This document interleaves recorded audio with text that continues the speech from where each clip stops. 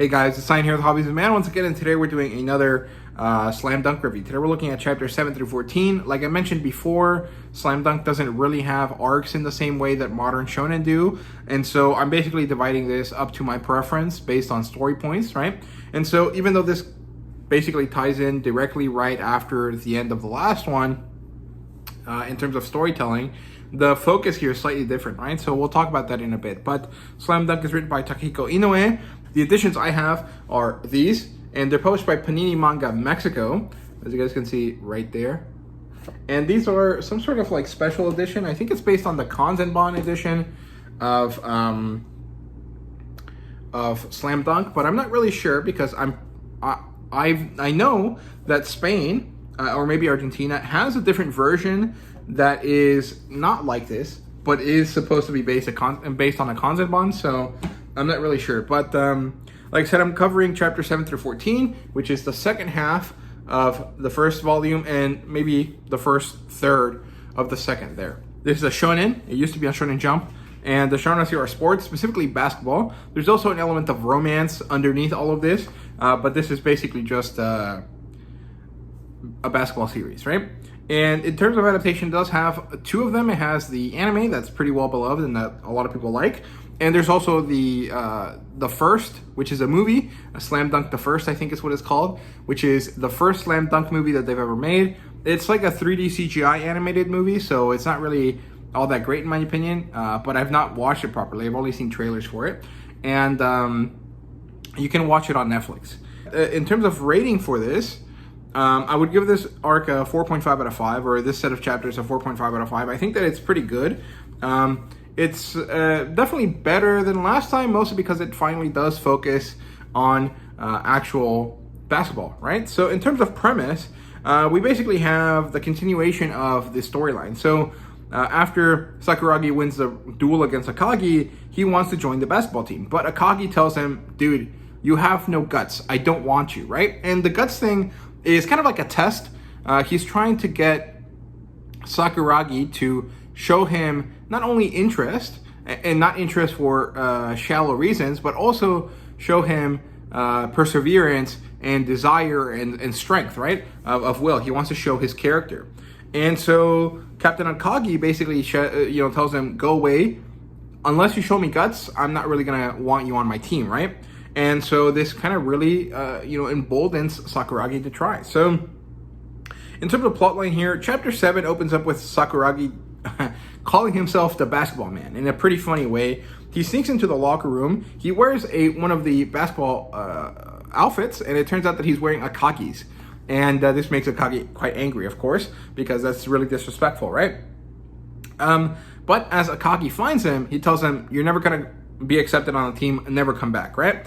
But Sakuragi, is undeterred. He knows that he needs guts, and so he does all of this crazy stuff to try to win him, right? To win him over, right? So because Akagi apparently looks like a gorilla, which feels mildly racist because Akagi is drawn to look kind of like African American, Sakuragi decides to give him a box of bananas. Now, it's kind of funny. It's actually a pretty good joke, but it definitely has some concerning underpinnings, right? Because if I remember correctly, Takehiko Inoue also drew the American football manga. I can't remember what it's called. Something Eye Shield 21, right? And he also had characters that look kind of black and that had racist depictions in them, right? I'm sure that Takehiko Inoue probably would not do that now, but this is an old series, so some of this stuff definitely comes off feeling a little bit racist in my opinion, but ultimately it is kind of funny, so it's not that big a deal, I guess. But he sends him a box of bananas. Then when that doesn't work, he tries to clean the gym by himself, and this does sort of work. Akagi is sufficiently impressed by this and allows him eventually to join the team practice. And when this starts, we see that Rukawa is actually the special player, not Sakuragi. Sakuragi has athleticism. He is an athletic young man, but he does not have control over the basketball. He doesn't know basketball, right? Rukawa is both athletic and a prodigy at basketball. And so he's the special player on the team, right? He has fangirls in all of this stuff, right? And Sakuragi is kind of upset about this. He's like, dude, this guy sucks. The girl I likes him. Everyone seems to enjoy this guy's, like appearance or like his existence, and he, makes me look worse. Like, I hate this guy, right? And it's kind of funny. It's also kind of sad because, like, dude, Sakuragi, Rukawa has done nothing. Like, this guy just likes basketball and nothing else. Like, let him be, right? And I think it's a pretty interesting concept, and it really is kind of like that classic pre-Naruto, like, cool, collected guy plus the weird, funny, loud, like physically and design-wise kind of character. So I like this. I enjoy their back and forth. I just think that sometimes Sakuragi goes a bit overboard with his dislike for Rukawa, right? And then we get introduced to Ayako, who honestly I think is drawn in such a way that she is way prettier than Haruko. And it's kind of funny that to me, it almost feels like, dude, why are you so obsessed with Haruko if you have Ayako, who is right there in front of you? She pays attention to you. She helps you. She's interested in helping you develop your basketball skills. And she's older, right? Like, I feel like maybe it's my own personal taste here at this point, but it almost feels like if Sakuragi's the type of person that falls in love with girls very easily, Ayako makes more sense for him to fall in love with than Haruko, right? But either way, it's not really that big a deal. I do love the way Takehiko Inoue draws Ayako, though. Like, she's amazing. It's very good. She's definitely best girl in the series, although there really aren't too many girls, so it's not that difficult. But she's in charge of teaching Sakuragi the basics of basketball. So she has him doing a bunch of drills, right? And they're really basic drills. It's like dribbling drills, and it's about like ball control and stuff like that. I remember when I was a kid, I think I did some stuff like this back in the day. There used to be a basketball gym near my house, and I used to go there as a child, and I remember doing stuff that was similar but not exactly the same. And as you kind of go through the story, the reason why Akagi is so fixated on the basics becomes more and more clear, because I don't want to mention it here because it's kind of a spoiler, but it's really good how it all ties back into itself, right? But she focuses on teaching him this, and Sakuragi hates it because he thinks that if he's wasting his time with the basics, he can't do the cool stuff, right? He can't slam dunk, he can't make baskets, he can't score, and that makes him feel like useless. Like, it's not the point of what he wants, right? He wants Haruko to see him and to be interested in him, and he thinks that scoring is the only way to do that, right? And he and Akagi fight about this, right? Sakuragi quits kind of in the heat of the moment, and then Akagi is like, yeah, you proved me right, you have no guts, right? And so later Sakuragi goes back to his useless delinquent ways, and he's kind of skipping class, and while he's doing this, he encounters some other guys that are trying to pick a fight with him. He realizes that he shouldn't be doing this, that he should go back to the practices, right? And so after he beats up the guys, and actually I think maybe his friends show up and help him beat them up so he can go back to basketball quickly, he returns. And when he does, Akagi, is like, okay, good, you're here, right? And then we see Coach Anzai arrive and show up. And apparently this old guy, who kind of looks a little bit like the Pringles man or the Monopoly man, and also kind of a little bit like the guy, the Kentucky Fried Chicken mascot, what's his name? Colonel Rogers, is it? I don't know. He looks kind of like that, right? He has this classic, like, chubby old man kind of vibe to him. And Sakuragi manhandles him. He, like, grabs his his double chin, and he, like, messes with him a lot. And everyone is deeply offended by this. It's like, dude, what the hell's wrong with you? This guy is legit. He is the best of the best, and you're just messing with him like this, right? But Coach Ansai doesn't really care. He thinks it's kind of funny.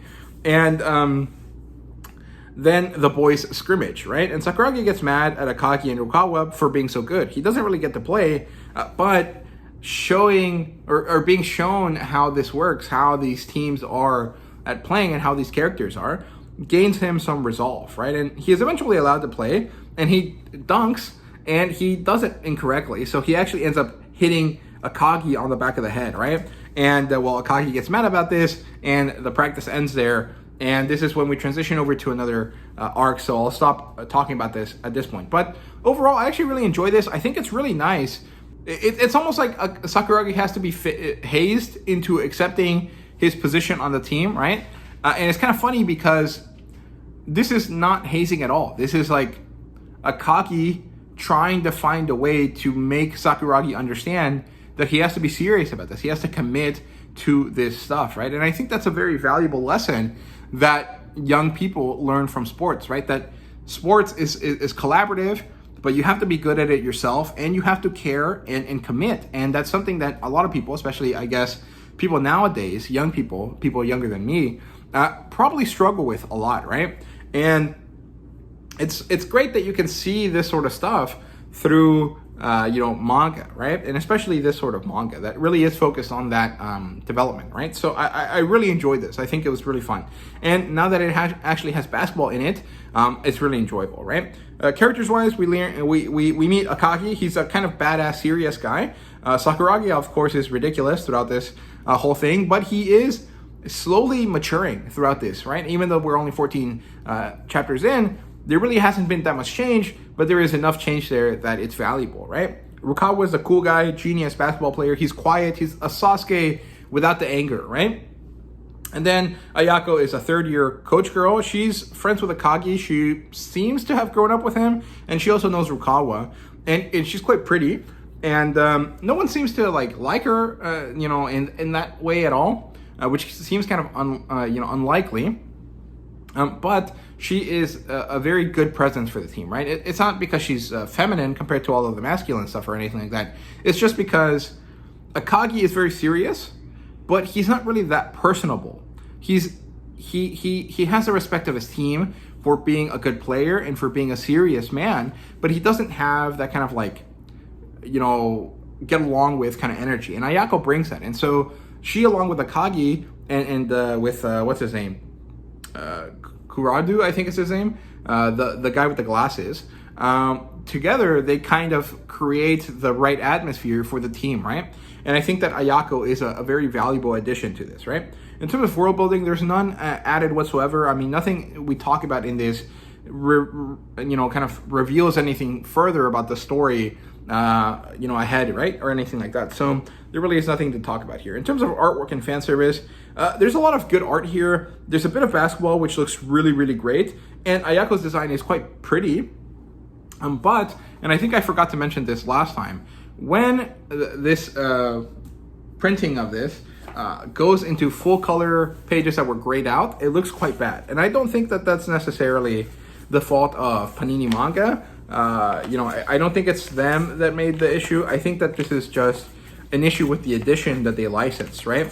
And to some extent, I feel kind of annoyed about this, because this is supposed to be a nice edition, and it's supposed to be quite valuable and well done, and it kind of ruins it when you have these crazy color pages, or these crazy black and white pages that have so much detail and so much color to them that they just look kind of bad. Let me see if I can find an example of this. I might have to go, further back. It won't be covering stuff that we talked about today. So let's see if I can find an example from before. This sort of stuff. There's too much gray, but it's not scaled correctly because this is in color and then it was grayed out, right? So stuff like this, where you start losing detail instead of adding detail because of the way that it was colored and then turned into a grayscale, right? And when you look at the stuff that actually is in color, it looks quite beautiful and good, right? But when you turn this gray, it looks quite ugly, right? And so I wanted to mention this here because I didn't mention it last time. But overall, the artwork in black and white, in pencils with no extra coloring, is amazing. As soon as we get the grayscale versions, it all kind of falls apart a little bit, in my opinion. But that's just kind of how it goes, right? So that's it for the artwork and fan service. In terms of rating, 4.5 out of 5. Like I said, there's lots of good character work here. There's some pretty nice stuff, but and it is better than the last part, but it's not really there yet for me, right? It hasn't really reached that peak level. So I'm still waiting for it to happen, and I'm sure it will because I've read through the first 7 volumes of this, so I know it does. But it takes a little while to get there, right? So those are my thoughts on this part of Slam Dunk. The next part should be chapters 15 through 18. That's kind of when Sakuragi is properly accepted into the basketball team, right? And so I'll talk about that next video. But thank you so much for watching. I hope you guys enjoyed, and see you guys later.